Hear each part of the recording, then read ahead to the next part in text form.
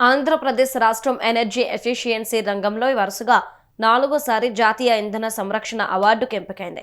ఢిల్లీలో జరిగిన కార్యక్రమంలో రాష్ట్రపతి ద్రౌపది ముర్ము చేతుల మీదుగా southern power distribution company limited chairman and managing director Lotheti Sivasankar award అందుకున్నారు.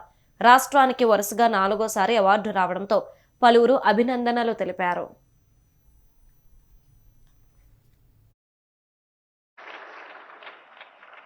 The first prize in Group 2, Andhra Pradesh, is Siva Shankar Lotheti, Chairman and Managing Director of Southern Power Distribution Company of Andhra Pradesh Limited.